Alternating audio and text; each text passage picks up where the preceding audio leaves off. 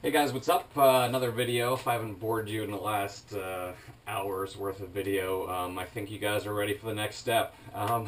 We already went through the ethics and a little bit about what I do as far as like all my breeders, stuff like that, and touched on like naming, which that's definitely going to be a controversial issue.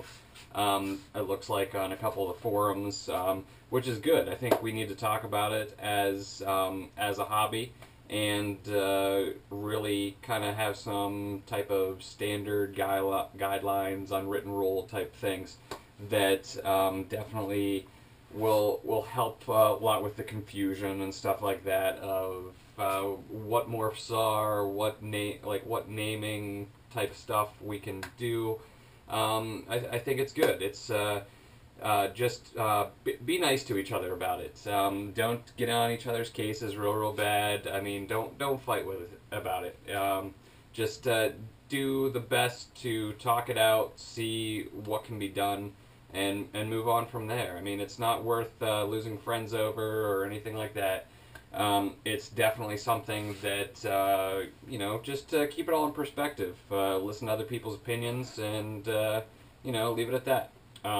Hopefully we can come up with some sort of, way of doing things that benefits everybody. But, we'll see how that works. I changed the light a little bit. I noticed in the video you could really see the shop light and it kind of like looked bad, but I mean, this is, what it is. It's not like I have a professional studio or something like that where we can do some filming. Just me and a GoPro camera. I don't even have anybody on the other side of it. It's actually just sitting on one of the racks pointed right at me, and I just get to start rambling on about whatever I want to ramble about. But anyway, again, thanks for watching my YouTube videos. Go onto my Facebook page, stuff like that. With me doing these videos this time, before it was just kind of like showing like what I do, stuff like that. This time with all the videos is going to be more like educational. I want to help the community learn more and just be an asset to the community instead of an ass. that actually came out pretty good. It rhymed, it kind of. The other thing I don't do is edit this stuff, so I mean if I'm rambling and saying I can't help it, sorry, it's just how I talk half the time, but hopefully you'll get, I'll get better as I do this. The next part that we're going to talk about a little bit, if you already watched all the ethics videos, you learned a lot about that stuff. Let's get more into, if you still want to, breed a couple animals, do whatever you want to do. Let's get into more seriously how you go about doing it the correct way. The biggest thing, research. Know what you're getting into. I mean, this is not something that should be taken lightly at all.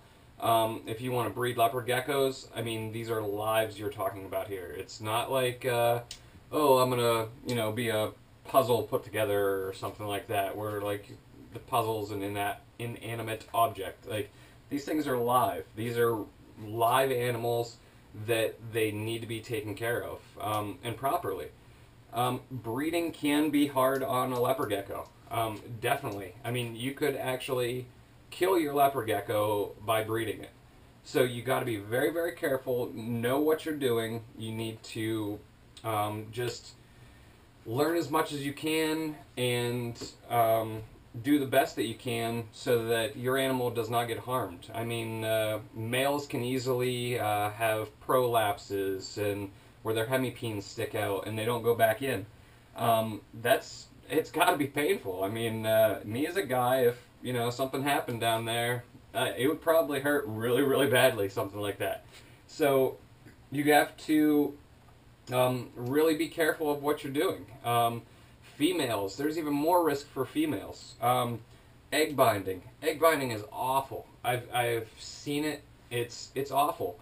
And you feel really bad because there's not much you can do about it. I mean, you can take them to the vet. You can try to have the infertile egg, because it's usually an infertile egg that causes it. You can try to have the contents sucked out, but I mean, it's still like, it can and will kill your animal if the egg binding is bad enough. She might not be able to pass it, doesn't absorb it. I mean, she can die. So there is a lot of risk involved in a lot of this stuff. And if you love your animal, and do you want to put it through that risk? If it's just a pet to you, and like it's your best friend and stuff like that, would you want your best friend to go through that? The other thing, whenever a female lays eggs, usually it's 2 eggs at a time, she'll lose 10 to 12 grams easily just by laying those eggs. And over the course of a season, I mean, she'll have about 2 weeks to recover before she lays the next batch of eggs. Usually they never get back up to that same size that they were at. They usually go down about 2 grams after every clutch that they lay. So I mean, whenever you're talking about sometimes 6 clutches, you could, I mean, anywhere from 4 to 8 clutches is possible. Usually about 4 to 6 clutches is normal. But I mean, you're talking a lot of weight. I mean, just think 6 clutches, and on average, she's going to lose 2 grams. That's 12 grams of weight that she's going to lose. And I mean, it's hard on females. It is very, very taxing. It definitely depletes their vitamin and calcium that they've acquired over the course of the season. I mean, it will really put it hurting on your female. So you really have to be careful. Males, usually it's not that big of a deal, but if you're breeding one male to 10, 20 females, I mean, he's going to get worn out. So you got to be very, very careful about all this stuff. That's just the little bit of stuff that can happen. I mean, there's other stuff that can happen too. I mean, if you don't put them together at the right time, the female's not ready, the male really wants to breed with her, the male could hurt her. I've heard of males actually killing the female by pretty much attacking them, biting them in the side, having internal bleeding, and then them dying. So like I said, you could lose animals breeding your animals. So be very, very careful, and you got to know what you're doing. Do the research. Know what you need to do. Know what you need to do in case something happens. Have a vet lined up that if something does happen, you can take them to the vet. I mean, there's no home remedy for some of this stuff. You really got to be aware of what the possibilities are that can happen. I mean, most breeding, it'll go through without a hitch. She'll lay her eggs, everything's fine. But I mean, sometimes if you don't have her set up properly, if she's not warm enough, if she's not getting enough food, if she's not getting enough supplements, she'll die. I mean, it can happen, and it will happen if you don't do it properly. So just be very, very careful. What I'm going to do now is go through a list of stuff that you should do before you even start breeding or think about breeding. I mean, these are all things that you should consider. The first thing is your time, your space, the proper housing, stuff like that. That goes with just owning a leopard gecko in the first place. But if you want to start breeding, it goes to a whole nother level. The first thing, research. You have to research what you want to do. There's tons of morphs out there, tons of combinations of morphs, tons of different breeders. You have to do your research. If you want to produce something, don't do it like half-assed, if you will.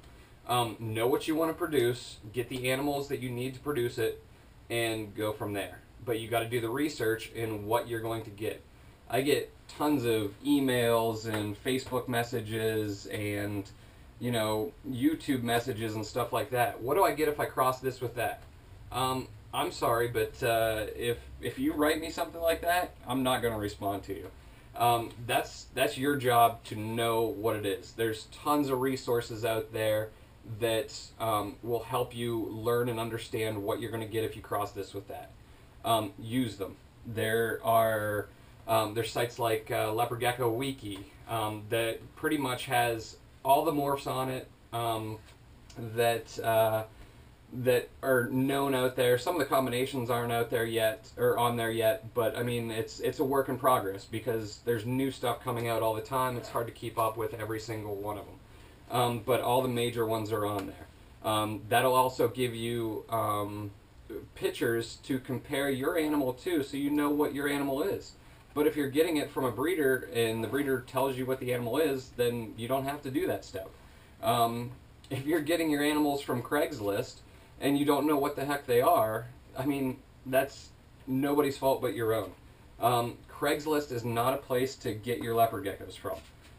If you want to, you know, save the world and adopt them and blah, blah, blah, I mean, go ahead and try it.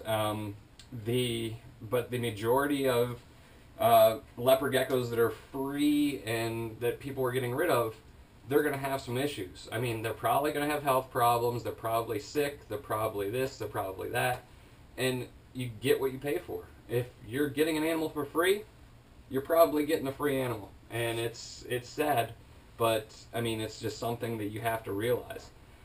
The next step after you do your research, you got to select your breeders. You got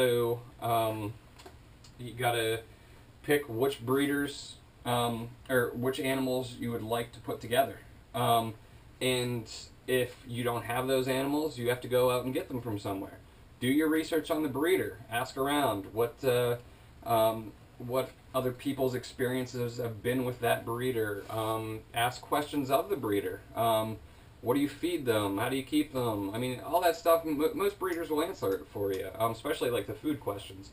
Because some breeders, they'll use crickets, some breeders use mealworms, some use combinations of stuff, roaches, stuff like that.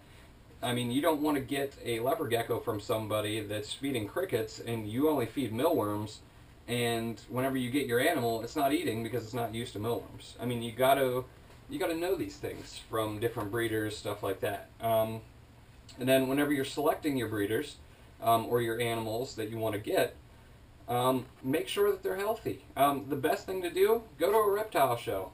Reptile shows are all over the country. There's big ones multiple times a year that you can go and talk to the breeder. You can see the animal before you purchase it.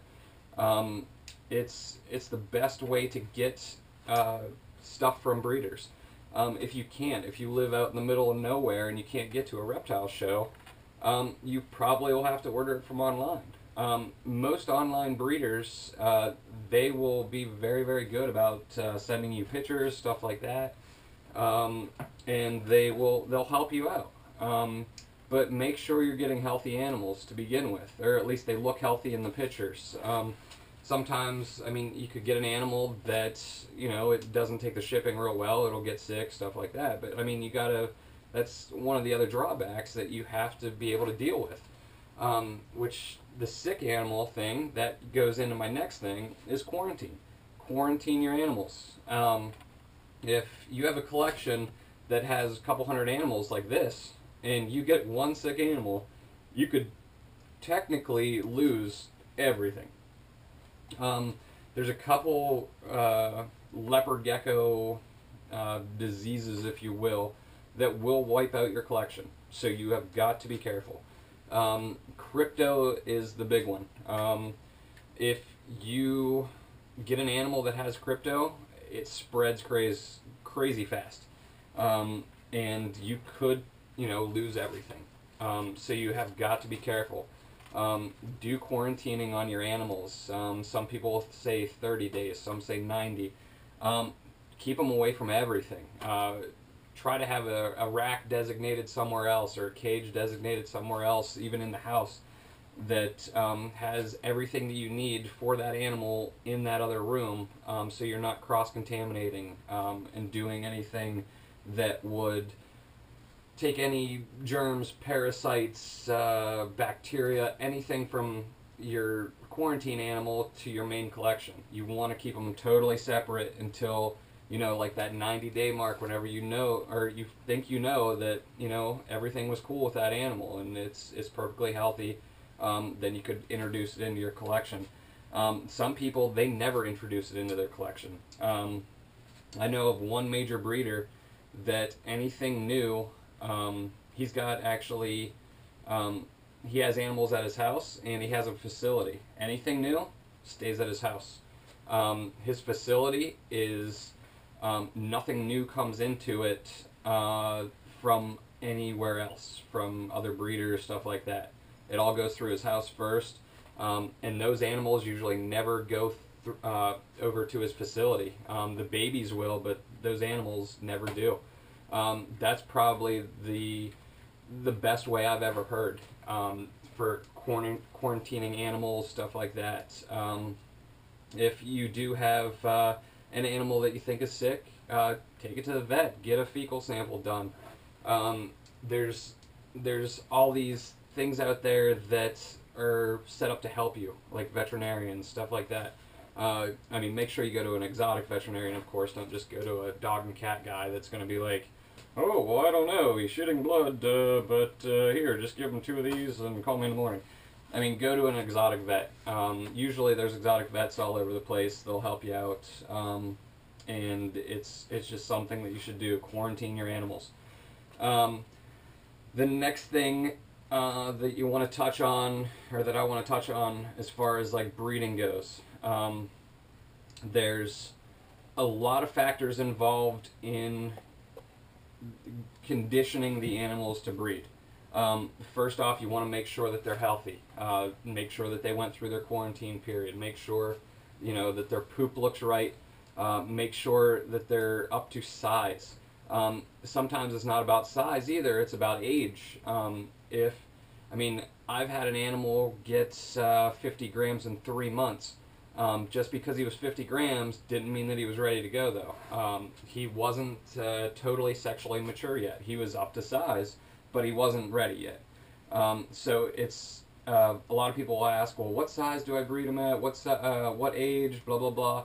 It's one of those things you should just, you'll know whenever they're ready. One, they'll be ovulating, but sometimes they'll ovulate early and they'll be way too small to breed. You don't want to breed them at that size either. That's another thing that can cause egg binding in females, is if she's too small. So you want to make sure that she can easily pass these eggs, and you want her to be up to size and, you know, up to age as well. Females do take longer to mature. It will take, I think the quickest I've ever really seen it was like 8-9 months for them to be up to size and have ovulations. But still, that's a little early. It's usually going to be about a year, if not more, before they're ready to go. Some breeders actually wait till they're 2 years of age, which is actually very, very safe as well. That way, they probably have already went through one ovulation cycle, and they've actually absorbed the ovulations again, and they're, at that point, they should be up to size and ready to go. Males, the same thing. You don't want a male too small. If the male's too small and the female's really, really big, I mean, he could, you know, be doing his thing, and all of a sudden she's like, okay, I'm done, and she tries to get away, and he's still engaged, if you will. That will cause a prolapse. It'll basically rip his hemipene to the point where, well, not rip it, I mean, it'll stretch it to the point where it's not going to go back in. And that's not good. You might as well just put him on the shelf for another year, and probably he's not, I wouldn't even recommend trying to breed him ever again, because there's always that possibility that he's going to stay out and stay stuck. And that sucks. So you really got to know when the animals are ready. And it's just one of those things that you can never be too careful. Make sure that they are big enough, make sure that they are of the right age, and then stuff will go a little bit more smoothly as well. The other thing that is a major thing with breeding females and males, they have got to be healthy. And whenever I'm talking healthy, I mean they need to be getting their supplementation big time. Lots of vitamin powder, lots of calcium powder, and what happens is that gets transmitted to the developing eggs and the babies. So if you're, you know, really lax on the supplementation and the calcium and stuff like that, you're going to have babies that aren't going to do very well. I'm telling you that right now. It's all about the supplementation for your males and females, your breeders, that carries on to the babies. If you try to cut corners on, you know, oh, well, they don't need supplemented that bad, you are going to have babies that are messed up. That simple. You could blame it on the incubator all you want, blame it on inbreeding, whatever, but it's probably not. It's probably your supplementation.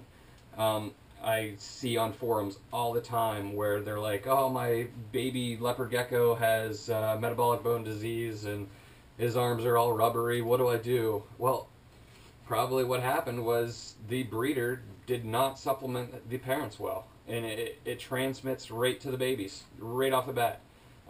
You could have a baby that hatches out, looks okay, but he's already lacking calcium. And if you don't get that into him ASAP, I mean, you're going to get those rubbery arms and, you know, defects, not genetic defects. These are supplementation defects that you need to address.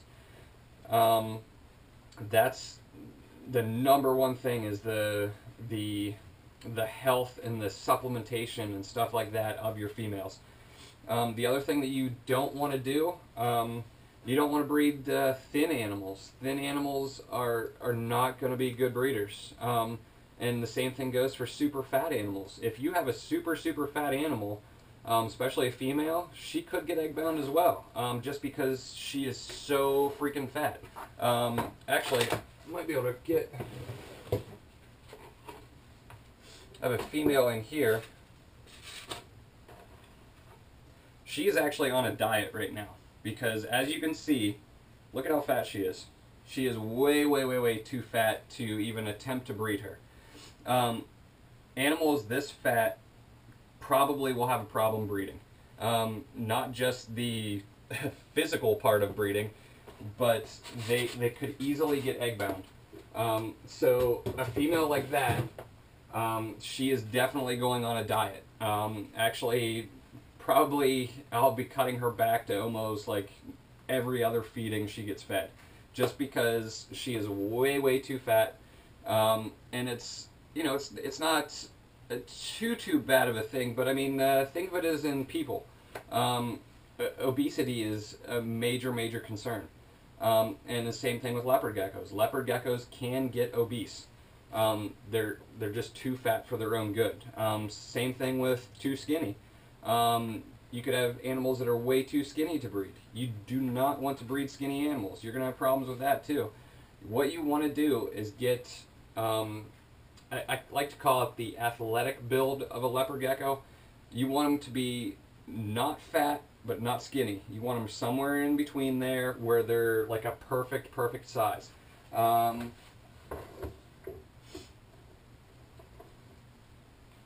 Like this super snow right here. See how it's more of a leaner looking gecko, but it's not thin. It's got a nice chunky tail, nice build through the body. That's what you want. You want something that is basically about this right here. Sometimes the males, their tails won't get thick as like the females will. The females usually get a thicker tail also whenever they're up to size and stuff like that. Males, a lot of the times you'll see them almost go straight back. I'm not talking pencil thin or anything like that. I'm talking like their tail doesn't really get fat like a female's does, which that is perfectly fine, and that's actually good. The males, they don't get as fat as females because it's not as taxing on them, the breeding process, as it is for a female. All that is in the tail is, you know, fat, nutrients, you know, fluids, stuff like that. So in females, it's going to be a little bit fatter. The other thing too, whenever you're looking at the belly of the animal, you can actually see the fat on the inside. So you want to just make sure that they don't have a whole lot of fat in the abdomen, stuff like that, because that can also cause, like I said, the egg binding. On males, it's not that big of a deal. Actually, I'll see if I can show you a male.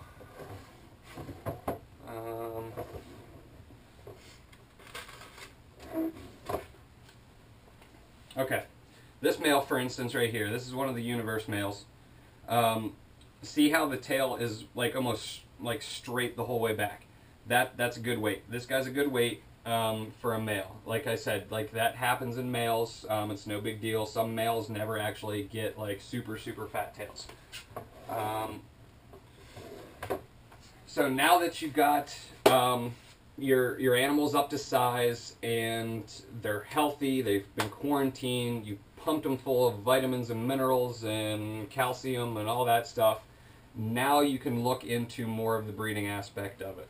And like I said, other important things that we've already touched on that I want to bang you in the head until you remember it is the genetics. Like, make sure you know the genetics of your animal.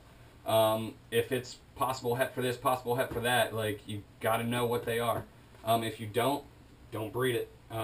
Or if it's like a 50% chance or something like that, make sure that whenever you do breed that animal, if it doesn't prove out right away, that you still carry that on, that the parents were possible hets for whatever it was. Major things that you need to, as a breeder or a hobbyist or just breeding a pair or whatever, it's got to be passed on like that. I think that's pretty much it on the video. Probably getting another 25 minutes in here. But again, research, supplementation, selecting good quality breeders that you know the genetics of.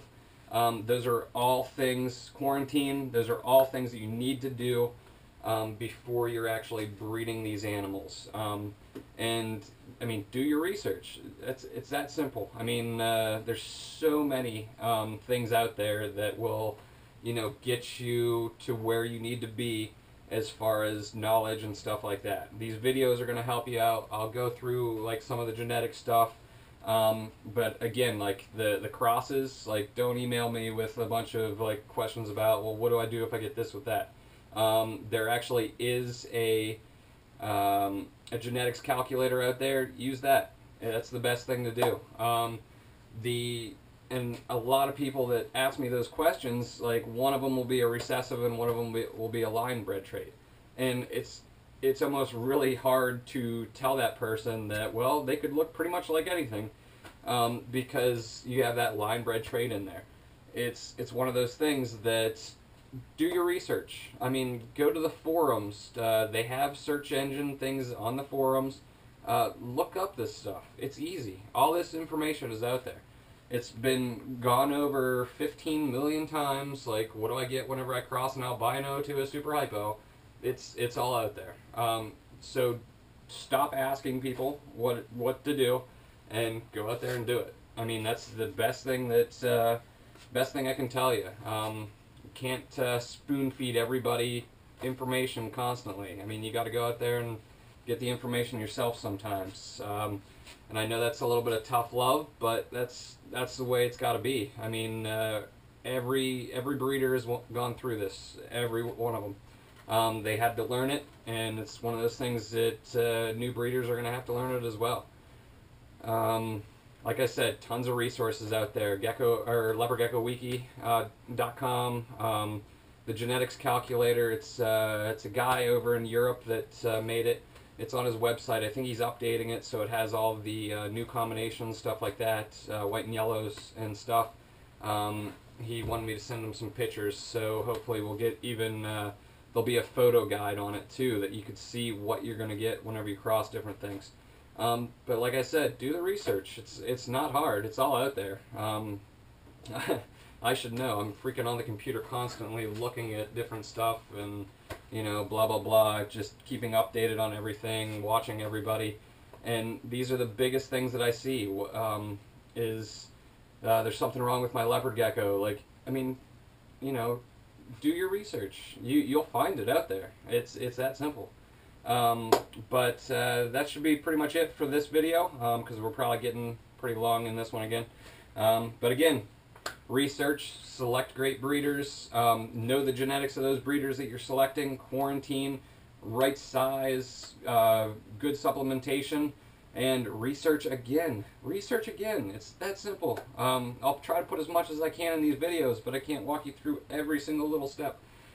So just get out there and do it. And like I said, be nice to each other out there. Have good conversations about this stuff. That's the only thing that's going to help this hobby and this community, is if we're kind of united and everybody, you know, pulls a little bit of weight. But again, don't be the idiot that's out there. What do I get if I cross this with that? Look it up. Look it up. It's no big deal. Look it up. But anyway, hope you guys enjoyed the videos. The next one, we'll try to get into some more, we'll try to get into some genetics and stuff like that. But until then, I'll see you guys later. And thanks for no comments about the hair last time. I still need a haircut. But I did see one comment about the, oh, no beanie this time? Beanie this time, because freaking hair is a freaking mess. So, but anyway, we'll see you guys later.